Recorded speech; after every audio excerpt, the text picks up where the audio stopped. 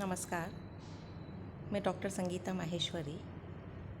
आप सभी छात्राओं का स्वागत है। हमारे आज के इस वीडियो का विषय है लोक परंपरा और रंगमंच। बच्चों, भरत मुनि ने अपने नाट्य शास्त्र में जिन रंगशालाओं और शास्त्रीय रंगमंचों की बात की है, उसके अतिरिक्त भी जनता में अन्य अनेक प्रकार के रंगमंच प्रचलित थे, जिनका प्रचलन प्राचीन काल से लेकर आज तक निरंतर चला आ रहा है।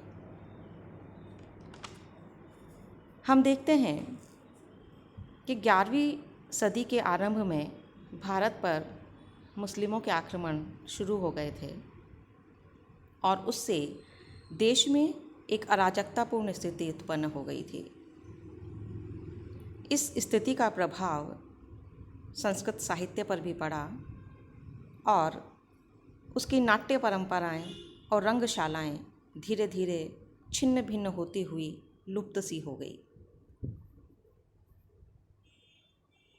वास्तविकता तो यह भी है कि 7वीं सदी से ही संस्कृत नाट्य परंपरा का एक प्रकार से ह्रास प्रारंभ हो गया था और इसी ह्रास के साथ ही भारतीय रंगमंच भी धीरे धीरे क्षीण होने लगा था। किंतु जनता में प्रचलित जन रंगमंच अपना रूप परिवर्तित करते हुए निरंतर आगे की ओर बढ़ रहा था। इसके अवशेष हमें आज भी रामलीला, रासलीला, नौटंकी, भगत, तमाशा आदि के रूप में दिखाई देता है और साधारण जनसमाज में आज भी यह समान रूप से लोकप्रिय है। आज भी हम देखते हैं कि रामलीला और रासलीलाओं में लोग बड़े ही उत्साह और उल्लास के साथ भाग लेते हैं। ऐसा उत्साह और उल्लास तो हमें नाटकों के अभिनय में भी दिखाई नहीं देता।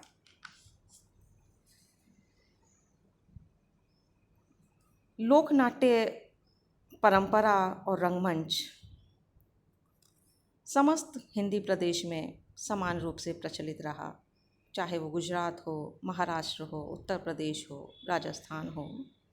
हालांकि स्थान विशेष के कारण उनका नामकरण अलग अलग किया गया, जैसे गुजरात की भवाई, महाराष्ट्र का तमाशा, मालवा और राजपूताना का नाच तथा उत्तर प्रदेश के विभिन्न भागों में स्वांग, सांग, भगत, तमाशा और इसके अतिरिक्त रंगमंच का सबसे प्रचलित और प्रसिद्ध रूप हमें रामलीलाएं और रासलीलाओं में दिखाई देता है।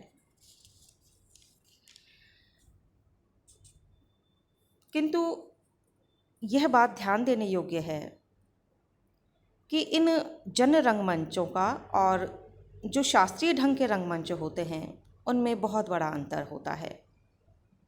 जन रंगमंच जो होते हैं वो खुले रंगमंच के रूप में होते हैं।